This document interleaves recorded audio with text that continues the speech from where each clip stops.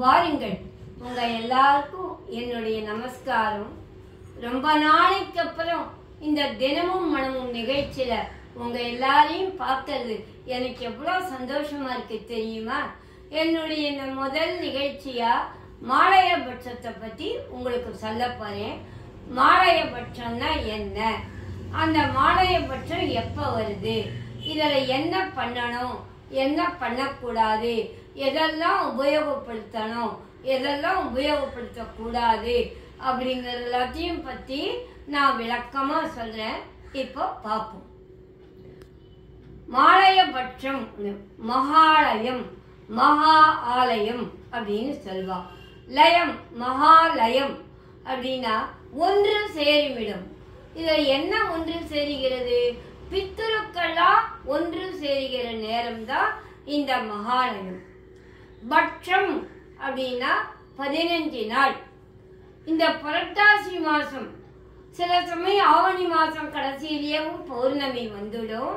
இந்த பௌர்ணமிக்கு மறுநாள் தொடங்கி அமாவாசை வரைக்கும் இருக்கிற இந்த 15 நாள் மாலயபட்சம் அப்படின்னு சொல்லுவா. இந்த 15 நாள்ல பித்ருக்கெல்லாம் நம்மளை தேடி இந்த பூலோகத்துக்கு வர பகவான் அனுப்பிச்சு வைக்கிறார். நமக்கெல்லாம் ஆசீர்வாதம் பண்றதுக்கு நேரடியா வரார் அப்படிங்கிறது ஐதீகம். இப்போ ஒரு ஜீவனுக்கு, இந்த உயிர்களுக்கு 3 கடன் இருக்கு. ரிஷி கடன், தேவ கடன், பித்ரு கடன் அப்படின்னு. இந்த ரிஷி கடன், தேவ கடன்லாம் உங்களுக்கு தான தர்மங்கள் பண்றோம், யாக யஜ்ஞங்கள் பண்றோம், இதெல்லாம் பண்றதுல அந்த கடன் அடைஞ்சிடும். ஆனா இந்த பித்ரு கடன் சொல்றா பாருங்கோ, அதுதான் ரொம்ப முக்கியம். அத ரொம்ப பேர் அந்த கடனை சரியானபடி அவ இது பண்றது இல்ல. இந்த பித்ருக்கள்ங்கிறது யாரு?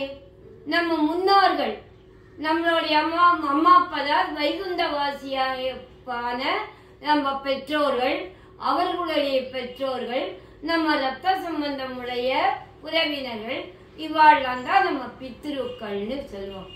முக்கியமா நம்ம பெற்றோர்கள், அவளுடைய பெற்றோர்கள், இவாளுக்கு தான் நம்ம நன்றி கடன்.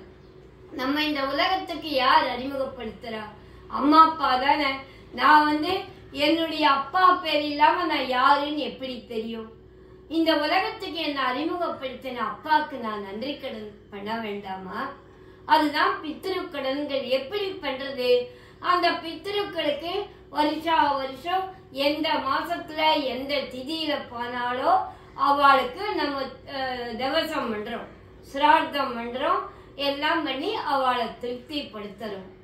இருந்தாலும் இந்த மாலையும் இருக்கு பாருங்கோ, இதால இந்த பித்ருக்கள் நம்மளை ஆசீர்வதிக்க நேர வரதுனால அந்த திதியில பண்றது அவ்வளோ விசேஷம்.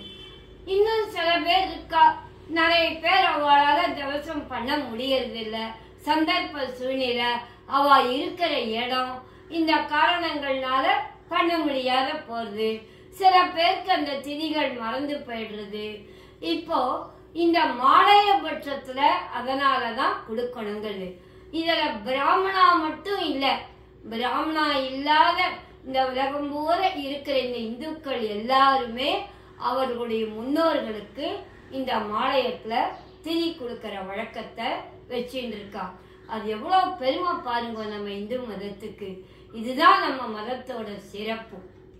இப்போ திதி தெரியாதவா அந்த மாலய அமாவாசை அன்னைக்கு அவளுடைய பித்திருக்களுக்கு தர்ப்பணம் கொடுக்கறா. இதுதான் இந்த விசேஷம். நீங்க பாத்தீங்கன்னா எல்லாருமே, எல்லா மக்களும் இந்த புரட்டாசி மாசம் விரதம் இருப்பா. அசைவம் சாப்பிட்றவாள்லாம் கூட சைவமா இருப்பா.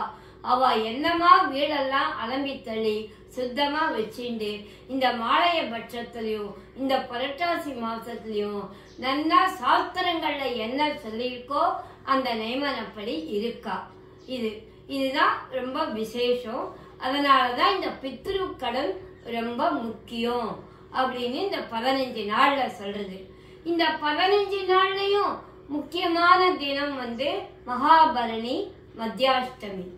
இது ரெண்டுத்திலையும் சிரார்த்தம் பண்ணா அல்ல இது கொடுத்தாலும் அவ்வளவு விசேஷம். எதுவுமே தெரியாதவா மாலை அமாவாசை அன்னைக்கு கொடுத்துருவா.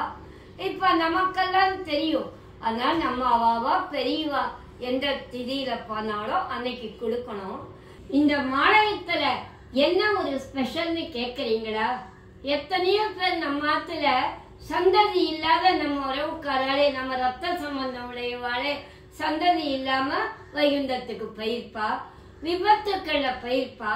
இந்த மாதிரி இருக்கிறவாளுக்கும் நம்ம இந்த மாலயத்துல சிரார்த்தம் பண்ணா அது அவளுக்கு அவ்வளோ புண்ணியம் கிடைக்கும், நமக்கும் அந்த புண்ணியம் கிடைக்கும்.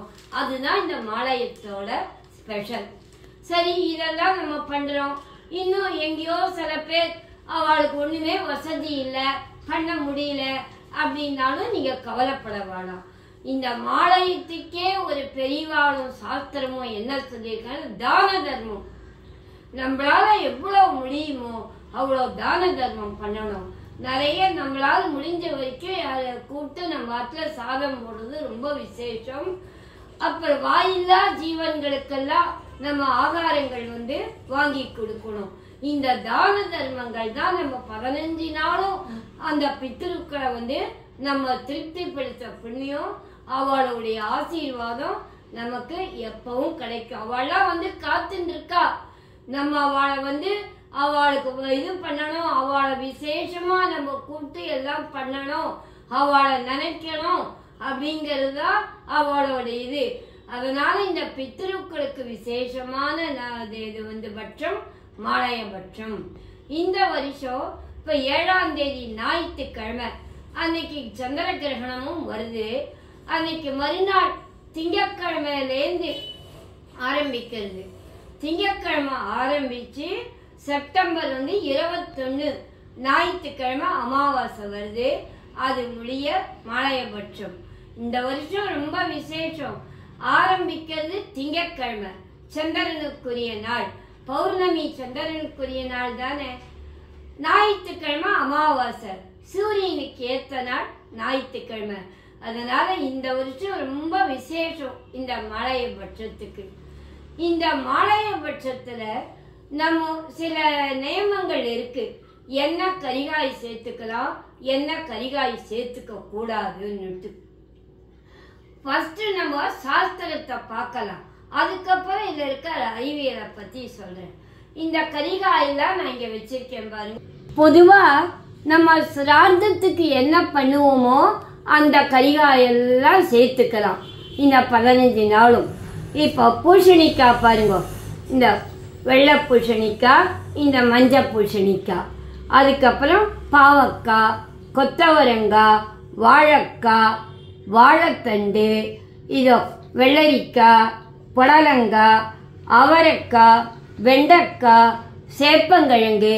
இதில் நான் வெள்ளிக்கிழங்கு வைக்கல, வெள்ளிக்கிழங்கு வாங்க. வெள்ளிக்கிழங்கும் ரொம்ப விசேஷம். அதுக்கப்புறம் மாங்காய், கிச்சிலிக்காவும் மாங்காவும் ரொம்ப விசேஷம்.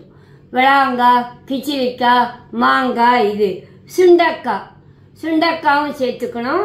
இஞ்சி, பச்சை மிளகாய், எலுமிச்சம்பழம், கறிவேப்பிலை, இதெல்லாம் நம்ம சேர்த்துக்கிறது விசேஷம். சேர்த்துக்கிறதெல்லாம் சொல்லிட்டேன், இருந்தாலும் சொல்றேன். கேரட் சேர்த்துக்க மாட்டோம், கோஸ் சேர்த்துக்க மாட்டோம்.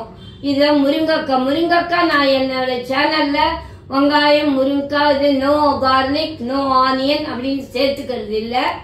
ஆனா இன்னொன்னு உங்களுக்கு சொல்றேன், இது சொல்லும் போதே சொன்னாரா, இந்த சேனல் நான் சொல்றது எல்லாரும் ரொம்ப வைதீகமானவாளுக்குன்றது இல்லை.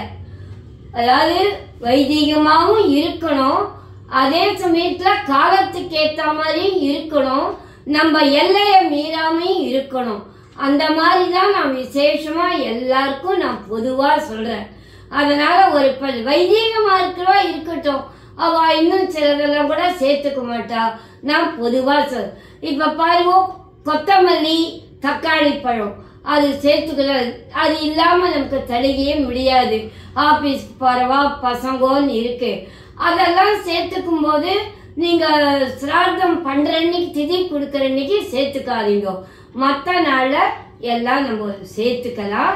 இதுதான் நான் உங்களுக்கு பர்டிகுலரா சொல்ற விஷயம். இப்போ சொன்னேன் கிச்சிலிக்காய் மாங்காய் சேர்த்துக்கலான்னு. அது ரொம்ப வடாங்காய் இருந்தா வடாங்காவும் சேர்த்துக்கலாம். இந்த எல்லாரும் இந்த சுண்டக்காய்ன்றது பச்சையா இருக்கணும்.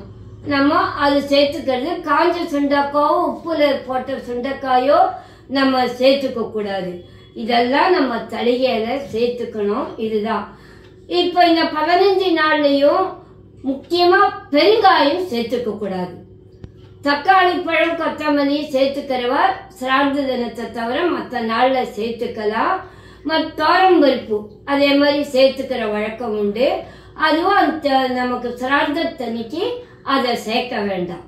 மற்றபடி எல்லாம் சேர்த்துக்கலாம். பரண்டை எள்ளு இதெல்லாம் கூட நம்ம சேர்த்துக்கிற வழக்கம் இருக்கு. சரி, இப்ப நான் இதெல்லாம் சொன்னேன் இல்லையா சாஸ்திரம். சிலதெல்லாம் இதெல்லாம் வைதீக முறையை சொல்லிட்டேன். அறிவியல் படி இருக்கு நமக்கு. இப்போ மனுஷா இருக்கும் நம்ம ஜீவன்கள் எல்லாரும் சொல்லுவா எல்லாருக்கும் ஒரே ரத்தம் தான், ரத்தத்தோட நிறம் சிகப்பு எல்லாரும் அப்படின்வா. எத்தனை வெரைட்டி இருக்கு ரத்தத்துல. A group, B group, AB, O group, இதுலயே பாசிட்டிவ் நெகட்டிவ்னு. அந்த மாதிரிதான் இந்த காய்கறியும் ஒன்னொன்னுக்கு ஒரு குணம் இருக்கு. அதாவது இந்த சத்துவ குணம், ரஜோ குணம், தமோ குணம் இருக்கு. எல்லா கரிகாய்க்கும் எந்தெந்த குணத்தை கொடுக்கும்ன்ற தன்மை இருக்கு. நம்ம சத்குணத்தை கொடுக்கிற கரிகாய் தான் சாப்பிடணும். அதனாலதான் இந்தந்த கரிகாய் உபயோகப்படுத்தணும் அப்படின்னு பெரியவா சாஸ்திரமா வச்சிருக்கா. அறிவியல் ரீதியாவும் பார்க்கும்போது இது நமக்கு சரியானபடியா இருக்கும். இதெல்லாம் நம்ம உபயோகப்படுத்தி பண்ணணும்.